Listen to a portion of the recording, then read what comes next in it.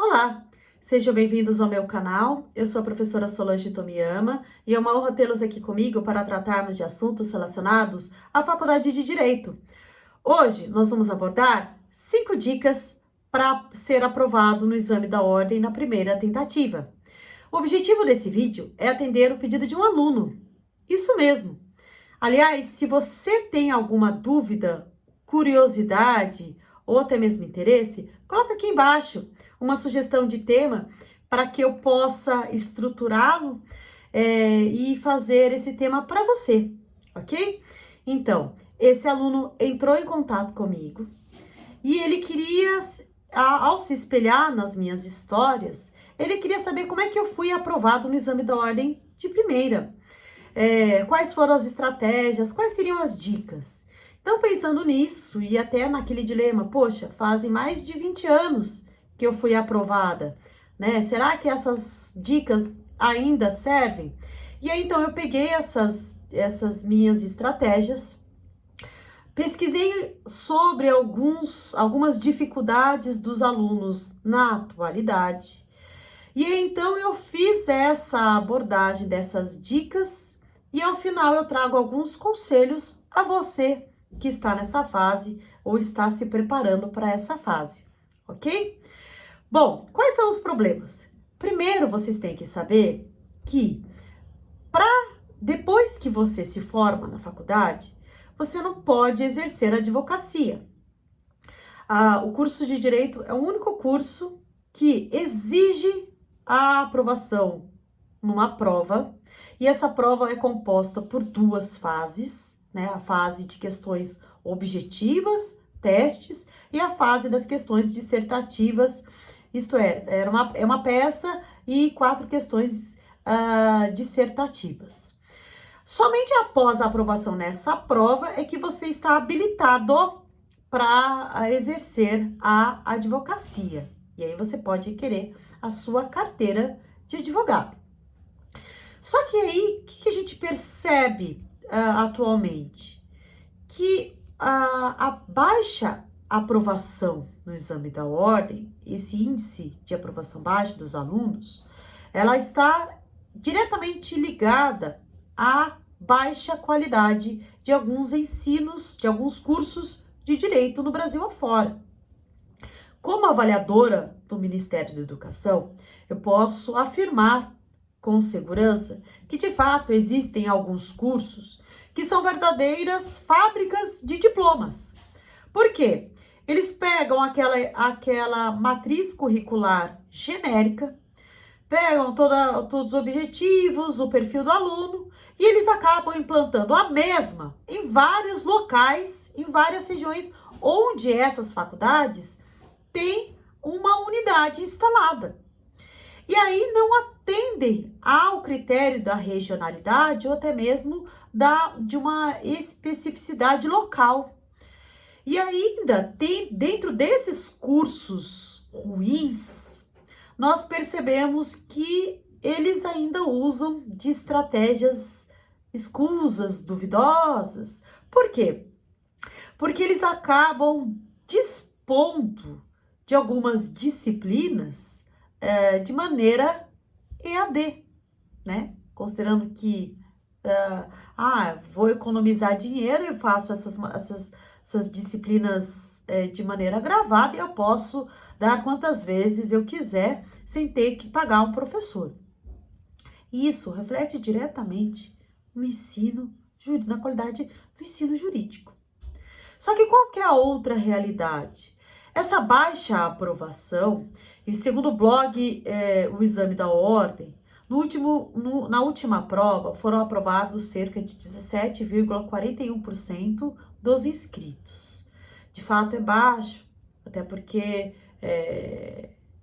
existe até um estudo que para você passar no exame da ordem, você precisa, por essa estatística, você precisa fazer essa prova umas 4 vezes para então ser aprovado.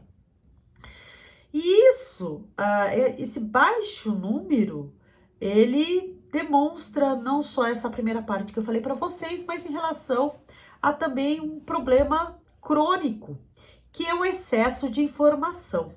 A gente percebe que antigamente os alunos, nós tínhamos acesso apenas a livros, né? Que eram aquelas informações seguras.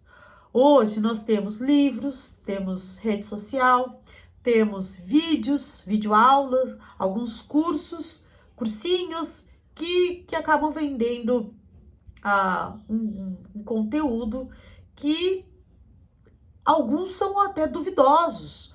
Por quê? Existe muito vídeo, né, de pessoas no YouTube, por exemplo, que as pessoas não são nem habilitadas, nem capacitadas para fazê-los. E aí elas começam a fazer vídeos como se fosse autoridade sobre o tema. E ainda, o pior, acabam fazendo um vídeo com um posicionamento ultrapassado, errado, com fundamento raso. E aí o aluno, quando ele está buscando às vezes um conteúdo, ele acha e ele começa a estudar por esse conteúdo ruim. E aí ele pode se confundir na hora da prova e até mesmo na hora do exercício da sua profissão. Então, esse excesso de informações acaba dificultando. E outra dificuldade está relacionado à concentração e à cobrança pessoal. Sim, o aspecto psicológico dos alunos, ele afeta diretamente no estudo e até mesmo na hora de encarar uma prova. Porque às vezes ele está acostumado a fazer a prova rápida, está acostumado a colar durante a faculdade, aí chega na hora do vamos ver, que é o que está valendo mesmo, que é o exame da ordem, e tem uma excessiva e cautelosa fiscalização, aí o aluno se perde, porque ele não está acostumado a fazer uma prova tão longa, aí ele começa a ficar cansado, e ao mesmo tempo ele começa a ter uma ansiedade, uma preocupação, e ele não consegue se concentrar. Diante dessas dificuldades, como é que a gente pode sanar ou até mesmo minimizar essas dificuldades? Bom, traçando algumas estratégias. Então, aqui vão as 5 dicas. A primeira delas é uma motivação. Vocês bem sabem, eu até coloco, tá aqui nos cards, eu fiz um vídeo daquela advogada que me chamou de burra. Sem sombra de dúvidas, ela foi a minha primeira motivação para que logo no segundo ano da faculdade eu já me preparasse para o exame da ordem. Então, eu pergunto a você, qual é a sua motivação? Você já precisa, já quer estudar, já quer trabalhar, já tem um escritório, já tem um plano na sua vida? Você tem que sempre lembrar dessa motivação para que ela sirva de combustível para você ir bem numa prova, ou até mesmo não desistir desse estudo. A segunda dica, ela está relacionada a um plano. Já que você tem uma motivação, qual que é o plano que você vai traçar? Bom, eu vou estudar através da matéria da faculdade, através de livros, através de cursinho. Independente disso, a primeira parte desse plano é que você não faça sozinho. Naquele vídeo que eu coloquei sobre um resultado ruim na prova, vocês viram a importância de um amigo para estudar junto. Seja para motivar, seja para te corrigir, seja para te puxar, ou você puxar ele quando ele está na dificuldade. Eu tive a sorte de ter uma grande amiga que me ajudou muito nessa fase. Então, ela me puxava, ou eu puxava ela, até mesmo nos momentos de desânimo. Porque é muito tempo até chegar ao objetivo desejado. E ao traçar esse objetivo com ela, o que nós fizemos? Olha, nós vamos fazer resumos e vamos fazer um conteúdo baseado em livros e nas anotações que nós temos da própria faculdade. Porque não quer conteúdo mais certo e correto do que aquele ensinado na faculdade? Então, com base nesse conteúdo, eu tracei esse plano com essa minha amiga. A terceira dica é em relação a se preparar em relação aos testes. Então, eu estudava a semana inteira e deixava o final de semana para fazer os simulados. E eu dedicava aquele sábado para eu fazer a prova no período que era dedicado, que seria de duração da prova. Só que aí eu encontrava a primeira dificuldade. Por quê? Porque na minha época não haviam provas compiladas em livros, provas antigas. Não havia nem disponível em site. Como é que a gente tinha acesso às provas antigas? A gente ia lá na OAB e aí pedia uma cópia da prova de um candidato que faltou, e só quando alguém faltava é que você tinha acesso a essas provas. E aí você requeria uma cópia, aí depois você ia para casa, então você estudava com base nessas provas. Então você vê a dificuldade, você só tinha prova se alguém faltasse.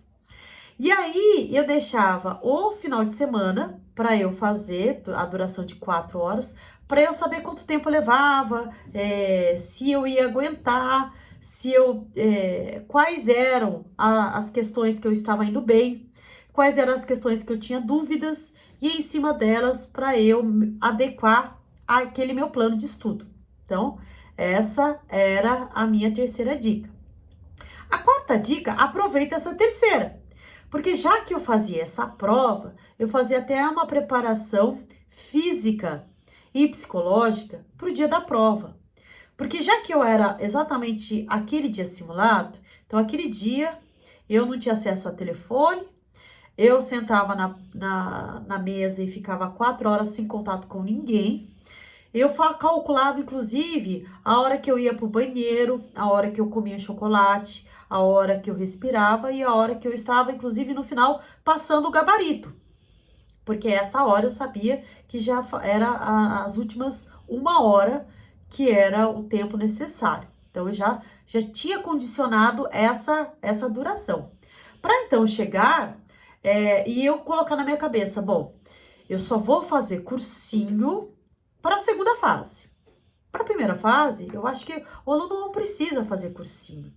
Ele, se for condicionado e disciplinado, ele não precisa fazer ou se matricular no cursinho, né? Até porque você está junto com a faculdade e eu acho que não convém.